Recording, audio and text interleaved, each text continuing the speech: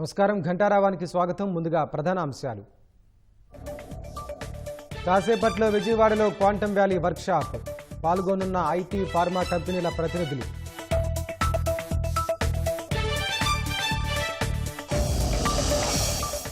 అన్నమయ్య జిల్లా రోడ్డు ప్రమాదంలో 3 దుర్మరణం.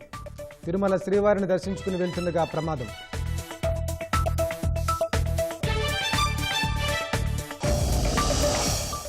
నెల్లూరు జిల్లాలో అత్తమామలను చంపిన అల్లుడు భార్యపై దాడి చేస్తుండగా అడ్డుకోవడంతో ఘాతుకం.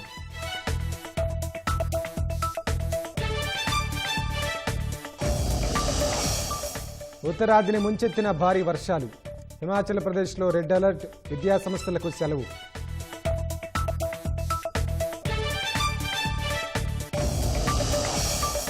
ప్రతీకార సుంకాల గడువును పొడిగించబోమన్న ట్రంప్. వాణిజ్య ఒప్పందాలు చేసుకుని దేశాల పేర్లు ప్రకటిస్తామని వెల్లడి.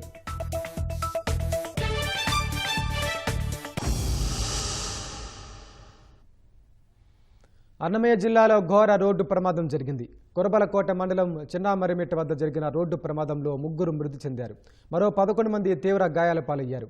కర్ణాటకలోని బాగేపల్లికి చెందిన నరసింహారెడ్డి, రామచంద్ర, శివప్ప మిత్ర బృందం కుటుంబ సభ్యులతో కలిసి తిరుమల శ్రీవారిని దర్శించుకుని తిరిగి వెళ్తుండగా ప్రమాదం బారిన పడ్డారు. బాగేపల్లి వెళ్తున్న వాహనాన్ని వెనుక నుంచి వస్తున్న మరో భారీ వాహనం ఢీకొట్టడంతో ఈ ప్రమాదం చోటు చేసుకుంది. ఘటనా స్థలంలో ఒక మహిళ, 2 పురుషులు మృతి చెందగా మరో 11 మంది గాయపడ్డారు. మృతి చెందిన వారు బాగేపల్లికి చెందిన మేఘర్ష్, చరణ్, శ్రావణిగా గుర్తించారు. ప్రమాదంలో గాయపడిన క్షతగాతులను మదనపల్లి ఆసుపత్రికి తీసుకొచ్చి ప్రాథమిక చికిత్స చేశారు. గాయపడిన వారిలో మరో 5గురి పరిస్థితి విషమంగా ఉన్నట్లు ఆసుపత్రి వైద్యులు తెలిపారు. ప్రాథమిక చికిత్స అనంతరం మెరుగైన వైద్యం కోసం బెంగళూరుకు తరలిస్తున్నారు. మరో గంటలో స్వగ్రామం చేరుకోనుండగా ప్రమాదం జరగడం కుటుంబ సభ్యుల్లో తీవ్ర విషాదాన్ని నింపింది. సుమారు 6 గంటల సమయంలో కర్ణాటక చెందిన బాగేపల్లి నుంచి ఒక 13 పాసింజర్లు ఒక మినీ వెహికల్లో తిరుమల తిరుపతి కొండ వెంకటేశ్వరం దర్శనం చేసుకుని రిటర్న్లో ఉండగా చెన్నావారిమిట్ట ముదినేడు పోలీస్ స్టేషన్ పరిధిలో ఎదురుకుండా వస్తున్నట్టు ఒక లారీ ఢీకోవటం వల్ల 3 చనిపోవడం జరిగింది. అందరినీ మా పోలీస్ వెహికల్ని 108లోని తీసుకుని మదనపల్లి ప్రభుత్వ ఆసుపత్రికి తీసుకురావడం జరిగింది. వాళ్ళు చికిత్స పొందుతున్నారు. ఎవరైతే చనిపోయారో వాళ్ళ 3ని మార్చిడి పెట్టాము. నెల్లూరు జిల్లాలో అత్తమామలను అల్లుడు కత్తితో నరికి చంపిన ఘటన సంచలనం సృష్టించింది. దొత్తలూరు ఎస్టీ కాలనీలో ఈ ఘటన జరిగింది. భార్యపై వెంగయ్య అనే వ్యక్తి కత్తితో దాడి చేస్తుండగా అత్తమామలు అడ్డుకునే ప్రయత్నం చేశారు.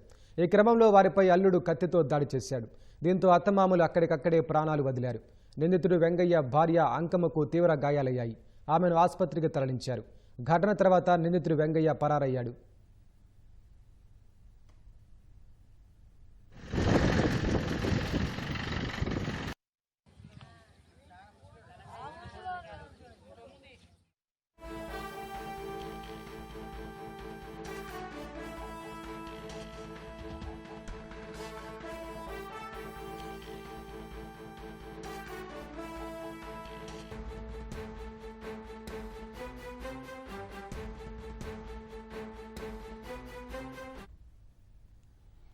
అమరావతిలో ప్రతిష్టాత్మకంగా ఏర్పాటు చేయనున్న క్వాంటమ్ వ్యాలీపై నేడు విజయవాడలోని ఓ హోటల్లో రాష్ట్ర ప్రభుత్వం వర్క్షాప్ నిర్వహించనుంది. ఇందులో పాల్గొనేందుకు వచ్చిన ఐటీ, ఫార్మా, వాణిజ్య, నిర్మాణ రంగాలకు చెందిన బహుళజాతి దిగ్గజ కంపెనీల ప్రతినిధులకు ముఖ్యమంత్రి చంద్రబాబు తన నివాసంలో రాత్రి విందు ఇచ్చారు. ఆయా కంపెనీల ప్రతినిధులతో క్వాంటమ్ వ్యాలీని అభివృద్ధి చేయడంపై చర్చించారు. దేశంలోనే తొలిసారిగా ఐబీఎం, టీసీఎస్, ఎల్ఎన్టీ సహకారంతో ఈ పార్కును ప్రభుత్వం ఏర్పాటు చేస్తోందని సీఎం వివరించారు. సీఎం చంద్రబాబు ఇచ్చిన విందుకు హాజరైన ప్రముఖుల్లో TCS president and global head V Rajanna, Microsoft India MD Rajiv Kumar, AT and T corporate vice president Sridhar Siddhu, Warner Brothers India innovation centre head Manish Varma, Bharat Biotech వ్యవస్థాపకురాలు సుచిత్ర ఎల్లా, హైదరాబాద్లోని America consulate general Jennifer Larson, national quantum mission director JBV Reddy, Reddy labs Phanimitra, AstraZeneca MD Praveen Rao, IBM India vice president Scott Crowder, కేంద్ర శాస్త్ర సాంకేతిక మంత్రిత్వ శాఖ కార్యదర్శి అభయ్ కరాండికర్, కేంద్ర ప్రభుత్వ principal scientific adviser Ajay Kumar Sood వంటి ప్రముఖులు పాల్గొన్నారు.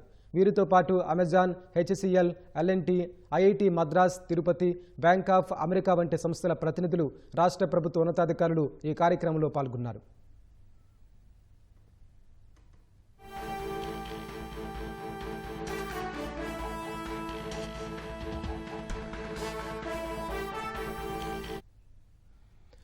తాజా అంశాన్ని చూస్తున్నాం. ఈ మధ్యాహ్నం 2 గంటల నుంచి రాష్ట్ర బీజేపీ అధ్యక్ష పదవికి నామినేషన్ల ప్రక్రియ జరగనుంది. దీనికి సంబంధించి మరింత సమాచారం మా ప్రతినిధి శ్రీనివాస్ మోహన్ అడిగి తెలుసుకుందాం. శ్రీనివాస్ మోహన్, చెప్పండి, బీజేపీ రాష్ట్ర అధ్యక్ష ఎన్నిక వివరాలేంటి? రేసులు ఎవరెవరున్నారు?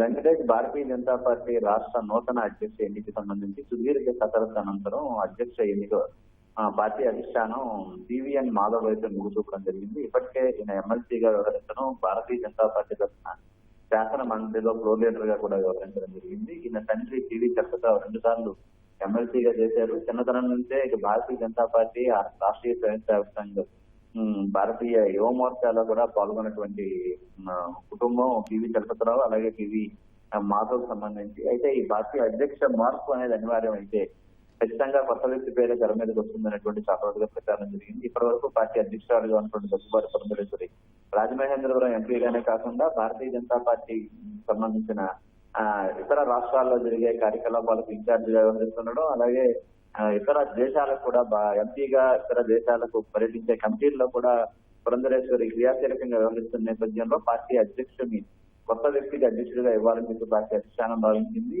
అధ్యక్ష వ్యవహారంలో విశాఖపట్నానికి చెందినటువంటి పివిఎన్ మాధవ్ వైపే పార్టీ అధిష్టానం మొగ్గు చూపింది. శ్రీకాకుళం, విజయనగరం, విశాఖపట్నం నియోజకవర్గాల నుంచి శాసన మండలిలో ఎమ్మెల్సీగా ఆయన పనిచేశారు. 2023 వరకు 6 సంవత్సరాల పాటు ఎమ్మెల్సీగా చేయడం జరిగింది. అలాగే ఎంబీఏ చేసి విద్యావంతులైనటువంటి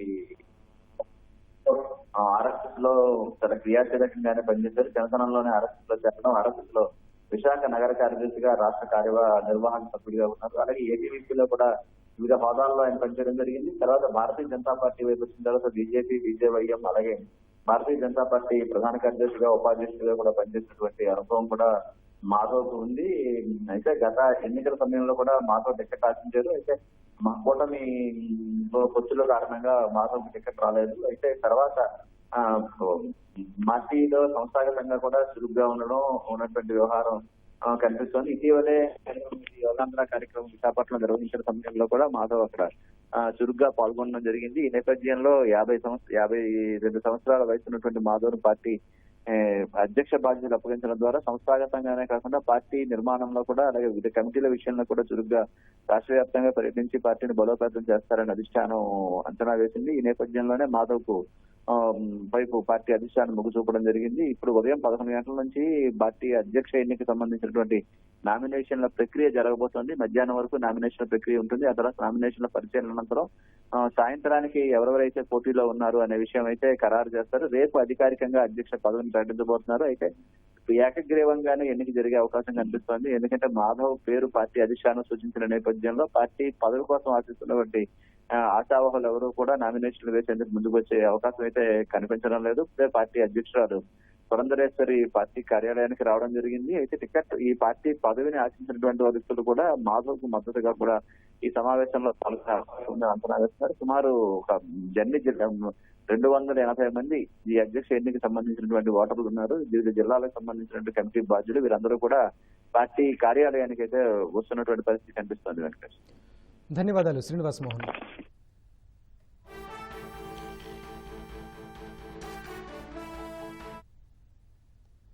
రైళ్లలో వరుస దొంగతనాలతో ప్రయాణికులు బెంబేలెత్తిపోతున్నారు. పల్నాడు జిల్లా నడికుడి, పిడుగురాళ్ల స్టేషన్ల మధ్య వారం రోజుల వ్యవధిలో 4 సార్లు దొంగల ముఠా చోరీలకు పాల్పడింది. రైల్వే ట్రాకులు, రోడ్డు పక్కపక్కనే ఉంటూ వేగంగా తప్పించుకునేందుకు అవకాశం ఉండటంతో ఈ ప్రాంతాన్ని ఎంచుకున్నట్లు తెలుస్తోంది. తాజాగా విశాఖ ఎక్స్ప్రెస్లో శనివారం ఇలాగే చోరీకి యత్నించగా రైల్వే పోలీసులు కాల్పులు జరపడం పరిస్థితి తీవ్రతకు అద్దం పడుతోంది. గుంటూరు, సికింద్రాబాద్ మార్గంలో వెళ్లే రైళ్లలో దొంగల ముఠా వరుస చోరీలకు తెగబడుతోంది. పల్నాడు జిల్లా పిడుగురాళ్ల, నడికుడి ప్రాంతం రాగానే ప్రయాణికులు భయంతో బిక్కుబిక్కుమంటున్నారు. మహారాష్ట్ర, బీహార్ ముఠాలు అర్ధరాత్రి ప్రయాణించే రైళ్లు, ప్రత్యేక ట్రైన్లను లక్ష్యంగా చేసుకుని ఈ దొంగతనాలు చేస్తున్నట్లు పోలీసులు భావిస్తున్నారు. ఈ నెల 23న తుమ్మల చెరువు, బ్రాహ్మణపల్లి గ్రామాల సమీపంలో కాకినాడ, చెర్లపల్లి, రేపల్లె, వికారాబాద్ ఎక్స్ప్రెస్ రైళ్లను నిలిపివేసిన దొంగలు ప్రయాణికుల నుంచి బంగారు ఆభరణాలు చోరీ చేశారు. తర్వాత 5 రోజులకే 28వ తేదీ శుక్రవారం అర్ధరాత్రి దాటాక పిడుగురాళ్ల న్యూ రైల్వే స్టేషన్ సమీపంలో ట్యాంపర్ చేయడం ద్వారా రైల్వే సిగ్నల్స్ ను దొంగలు ఆపేశారు. దీంతో విశాఖ నుంచి చెర్లపల్లి వెళ్తున్న స్పెషల్ ఎక్స్ప్రెస్ రైలును లోకో పైలట్ నిలిపేశారు. వెంటనే దుండగులు 2 బోగీల్లోకి వెళ్లి 2 మహిళల మెడలోంచి బంగారు గొలుసులు లాక్కొని పరారయ్యారు.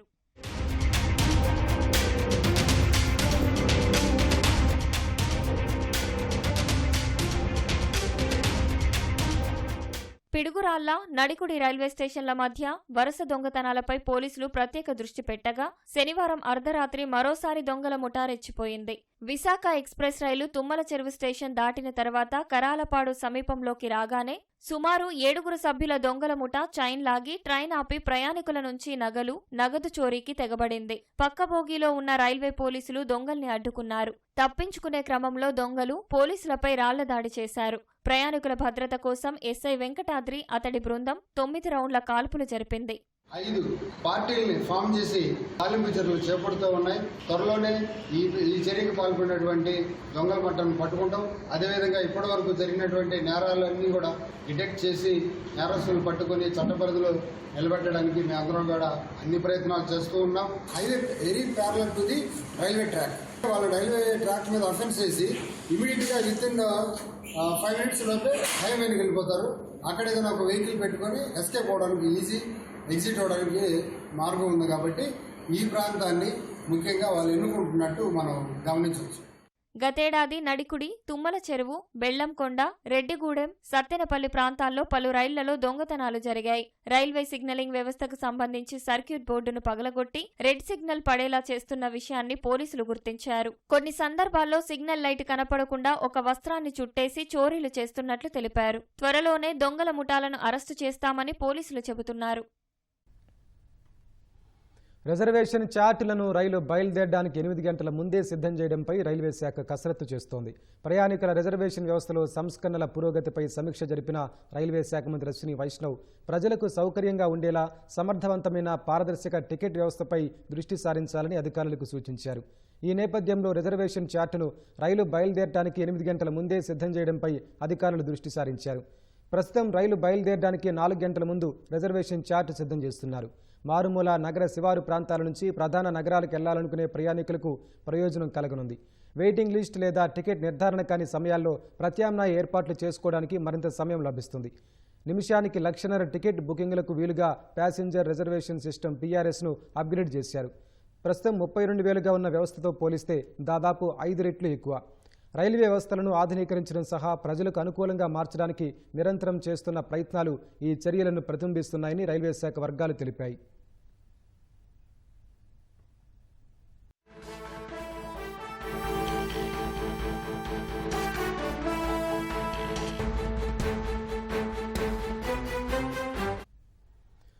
తాజా అంశాన్ని చూస్తున్నాం. మాజీ మంత్రి కాకానిని పోలీసులు కస్టడీకి తీసుకున్నారు. దీనికి సంబంధించి మరింత సమాచారం మా ప్రతినిధి రాజారావు అడిగి తెలుసుకుందాం. రాజారావు, చెప్పండి, కాకాని కస్టడీకి సంబంధించిన వివరాలేంటి? వెంకటేష్, ముత్కూరు పోలీసుల కస్టడీకి మాజీ మంత్రి కాకాని గోవర్ధన్ ఈ రోజు విచారించనున్నారు. ఇప్పుడు పక్కనే ఉన్న పోలీస్ ట్రైనింగ్ కళాశాలలో విచారించేందుకు ఏర్పాట్లు చేస్తారు. మరో ఒక అరగంటలో జిల్లా పోలీసు కేంద్ర కారాగారం నుంచి PDC కేంద్రానికి విచారణ తరలిస్తారు. ప్రధానంగా ఈ కేసులో కృష్ణపట్టు పోర్టు సమీపంలో అక్రమంగా టోల్ గేట్ ఏర్పాటు చేసి అక్కడి నుంచి లారీలలో నగదును వసూలు చేశారనేది అభియోగం మీద కేసు నమోదైంది. ఇది 2022లో కృష్ణపట్నం పోర్టు సమీపంలో అనాధికారిగా టోల్ గేట్ పేరుతో అక్కడ దిగుమతులు చేశారనేది ముందే అప్పట్లో కేసు నమోదైంది. అప్పుడు ఆ సమయంలో ట్రాన్స్పోర్ట్లను ఇబ్బంది పెట్టడం, కృష్ణపట్నం పోర్ట్ లాజిస్టిక్ కంపెనీ పేరుతో డబ్బులని అక్కడి నుంచి వసూలు చేసి పక్కదారి మళ్లించడం, ఇవన్నీ కూడా అప్పట్లో ఈ కేసులన్నీ ఉన్నాయి. కేసులన్నిటి మీద కూడా కోర్టులో కూడా విచారణ జరిగి కస్టడీకి కోరారు పోలీసులు. ఈ కేసుకు సంబంధించి అనేక లావాదేవీల మీద విచారించాల్సిందని చెప్పి 5 రోజులు ఒక పిటిషన్ వేశారు. అయితే దీనికి సంబంధించి 2 రోజులు మాత్రమే విచారణకి ఇచ్చారు. విచారణలో భాగంగా ఎలాంటి ప్రశ్నలు వేస్తారనేది ఇంకా పోలీసులు రాత్రి కొన్ని సిద్ధం చేశారు. ఇంకా ప్రధానంగా ఈ లారీలలో ఎంత వసూలు చేసింది, ఎన్ని లారీలు, వాటికి సంబంధించిన కొన్ని నెంబర్లు కూడా పోలీసులు సేకరించి ఉన్నారు. వీటన్నిటి మీద కూడా ప్రశ్నించే అవకాశం ఉంది. అయితే సాయంత్రం 5 గంటలకి మళ్లీ జిల్లా పోలీసు కారాగారానికి కాకాని తీసుకురావడం, రేపు 2వ రోజు కూడా ఇదే విధంగా 10 గంటలకి PDC కేంద్రాన్ని తీసుకెళ్లి విచారించడం అనేది చేస్తారు. ఈ రోజు రేపు 2 రోజులు ఈ కేసుకు సంబంధించి విచారణ కొనసాగుతుంది. డిఎస్పీ ఘటమేని శ్రీనివాసరావు ఈ కేసుకు సంబంధించి ఈ బృందం విచారిస్తారు. ఇది పరిస్థితి. వెంకటేష్, ధన్యవాదాలు రాజారావు.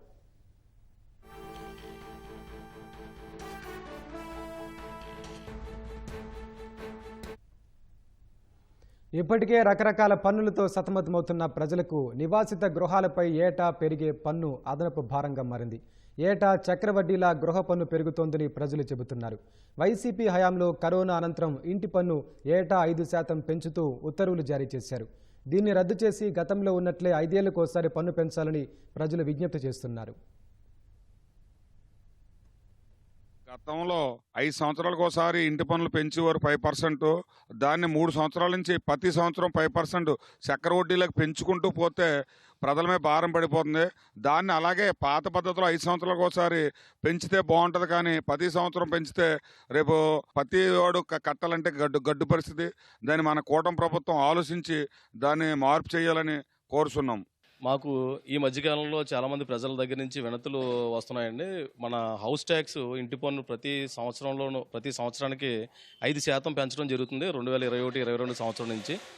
ఈ పన్ను ప్రతి సంవత్సరం 5% పెంచడంతో ప్రజలకే ఆర్థిక భారం పెరిగి ప్రజలు ఇంటి పన్నులు కట్టడానికి కొంచెం ఇబ్బంది పడుతున్నారండి. అలా అని చెప్పి మాకు చాలామంది పబ్లిక్ వచ్చి ఇంటి పన్నులు ప్రతి సంవత్సరం పెంచేస్తున్నారని అడగడంతో మేము ఇది మా సర్పంచ్ సంఘం ద్వారా మన సీఎం గారి దృష్టికి, ఉప ముఖ్యమంత్రి గారి దృష్టికి తీసుకెళ్లాలని చెప్పి అనుకుంటున్నామండి. అదేవిధంగా ఈ విషయం మన గవర్నమెంట్ కూడా ఆ పన్ను ప్రతి సంవత్సరం 5% కాకుండా ఇదివరకటికి మళ్ళీ 5 సంవత్సరాలకు ఒకసారి రివిజన్ చేసి చేయాలని చెప్పి కోరుకుంటూ మా ప్రజలందరి తరపు నుంచి కూడా, మా గ్రామం తరపు నుంచి కూడా మన సీఎం గారిని, డిప్యూటీ సీఎం గారిని రిక్వెస్ట్ చేయడం జరుగుతుందండి. ఈత సరదా ఒకరి ప్రాణం తీసింది. అనకాపల్లి జిల్లా మాడుగుల మండలం బెల్లలపాలెం సమీపంలో ఈ దుర్ఘటన జరిగింది. విశాఖకు చెందిన 5 స్నేహితులు మాడుగులలో జరిగిన ఒక కార్యక్రమానికి వచ్చారు. అక్కడి నుంచి అరకులోయ బయలుదేరారు. మార్గ మధ్యలో తాచెరు నదిలో 2 స్నానానికి దిగి నదిలోని ఊబిలో చిక్కుకున్నారు. ఒడ్డునున్న వారు కేకలు వేయడంతో స్థానికులు వీరిని రక్షించారు. అప్పటికే ఒకరు మరణించారు. మరొక వ్యక్తి పరిస్థితి విషమంగా ఉండటంతో ఆసుపత్రికి తరలించారు. మృతుడు ఖ్యాతి తేజ అమరావతిలోని ఓ ప్రైవేటు విశ్వవిద్యాలయంలో పనిచేస్తున్నాడు. ఇతడికి భార్య, కుమారుడు ఉన్నారు.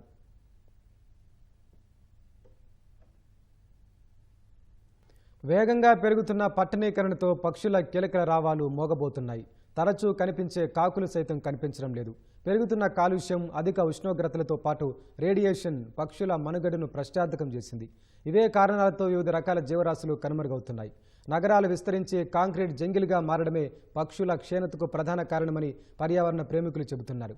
ఈ తరుణంలో అంతరించిపోతున్న అరుదైన పక్షులను గుర్తించి కాపాడుకోవాలంటున్న పర్యావరణ నిపుణుడు డాక్టర్ జి నియంతతో మా ప్రతినిధి కనకారావు ముఖాముఖి.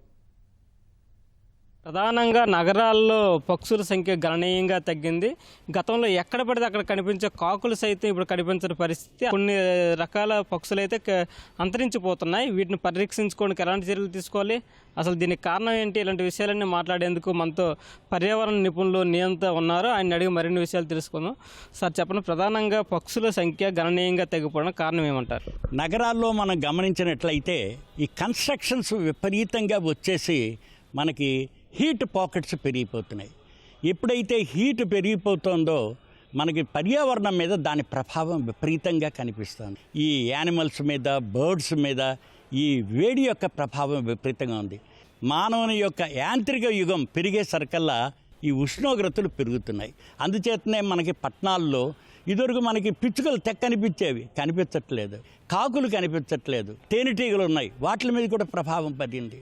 తేనె సేకరణలో మార్పు వచ్చింది. మొక్కల్లో ఉండే ఈ పువ్వులు వీటిల్లో ఉండే నెక్టార్లో మార్పు వచ్చేసింది. అందుకనే పక్షులు మైగ్రేట్ అయ్యి వెళ్ళిపోతున్నాయి. అలాగే జంతువులు కూడా మైగ్రేట్ అయ్యి వెళ్ళిపోతున్నాయి. వాటి సంఖ్య విపరీతంగా తగ్గిపోతుంది. దీన్ని మనం చెయ్యాలి అని అంటే మళ్ళీ న్యాచురల్ హ్యాబిటాట్ని తీసుకురావాలి. అంతరించిపోతూ ఉన్న అడవుల్ని, చెట్లను మనం రక్షించాలి. మ్యాన్మేడ్ అడవుల కంటే ఒరిజినల్గా ఉన్న అడవుల్ని, చెట్లని రక్షించుకోవడం చాలా అవసరం. మనం నాటేటప్పుడు వేరే వెరైటీ మొక్కల్ని నాటుతున్నాం. అవి ఈ పక్షులు కానీ, జంతువులు కానీ వాటిని స్వీకరించట్లేదు. రెండోది, ఎప్పుడైతే వేడి పెరిగిపోయిందో పక్షుల యొక్క గుడ్లు పెడితే ఆ గుడ్లో షెల్ యొక్క మందం తగ్గిపోతుంది, గుడ్ల యొక్క పొదుగుదల కూడా మార్పు వచ్చేసింది, వాటిల్లో రీప్రొడక్టివ్ సిస్టమ్ చాలా తేడా వచ్చేసింది అన్నమాట. దీనివలన మనకి పక్షులు చాలా వరకు అంతరించిపోతున్నాయి. దీనికి మనం చేయవలసిన పని ఏంటంటే న్యాచురల్గా ఉండే ఈ మన వెట్లాండ్స్ని డెవలప్ చేయాలి, చెట్లను విపరీతంగా పెంచాలి, అది కూడా లోకల్గా ఏ వెరైటీ చెట్లు అయితే ఉంటాయో వాటిని పెంచాలి, గ్రాస్ను పెంచాలి.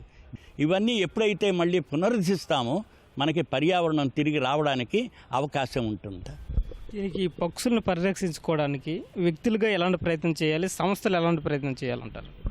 పక్షుల్ని మనం రక్షించుకోవాలి అని అంటే దానికి కావాల్సిన ఎన్వైర్న్మెంట్ మనం క్రియేట్ చేయాలి. అందుకని చెట్లు, పక్షులు ఎలాంటి చెట్ల మీద ఎక్కువగా పక్షులు వాళ్తున్నాయో చూసి ఆ స్పెషీస్ని మనం నాటడం అవసరం. చెరువులు ఇలాంటివి తయారు చేసి దాని చుట్టూ కూడా మనం చెట్లు నాటాలి. మనకి చాలా వరకు గ్రాస్ అంతరించిపోతుంది, గ్రీన్ గ్రాస్ అంటారు, అవి మొండిగా కూడా ఉంటాయి. అవి పర్యావరణాన్ని చాలా వరకు రక్షించి హీట్ని రిఫ్లెక్ట్ చేస్తాయి, భూమి మీద పడే హీట్ని రిఫ్లెక్ట్ చేస్తాయి. అలాంటి గ్రాస్ను కూడా మనం అన్ని చోట్ల పెట్టాలి. అందుకని ఈ వెట్లాండ్స్ అంటాం, వేస్ట్ ల్యాండ్ అని చెప్పి పూర్తి చేస్తున్నారు అందరూ వెట్లాండ్స్ని. అందులోనే బయోడైవర్సిటీ ఎక్కువ ఉంది. వెట్లాండ్స్ని మళ్ళీ పునరుద్ధరించాలి, గ్రీన్ ల్యాండ్స్ కింద తయారు చేయాలి, చెట్లని పెంచాలి. అవి లోకల్గా ఉన్న చెట్ల యొక్క స్పెషీస్ అయితేనే ఇది బాగా కుదురుతుంది. ఇది నియంత గారు చెబుతున్న విషయాలు. కెమెరామెన్ సోమేశ్వరరావుతో కనకారావు, ఈటీవీ న్యూస్, విజయవాడ నుంచి. తిరుమల శ్రీవారిని ప్రముఖ నటుడు మాధవన్, చిత్ర గాయకుడు రాహుల్ సిపులిగంజ్ దర్శించుకున్నారు. వీఐపీ ప్రారంభ విరామ దర్శన సమయంలో స్వామివారి సేవలో పాల్గొన్నారు. స్వామివారిని దర్శించుకుని మొక్కులు చెల్లించుకున్నారు. దర్శనానంతరం రంగనాయకుల మండపంలో పండితులు ఆశీర్వచనం చేసి స్వామివారి తీర్థ ప్రసాదాలను అందజేశారు. చాలా అద్భుతంగా దర్శనం జరిగింది. సో చాలా హ్యాపీగా ఉంది, చాలా సంతోషంగా ఉంది, మనసు చాలా ఆహ్లాదంగా ఉన్నది. కేమ్ విత్ మై పేరెంట్స్, తల్లి మదర్ని తీసుకొని వచ్చా, తమ్ముళ్ళతో వచ్చా, చాలా హ్యాపీగా ఉంది. Thank you so much.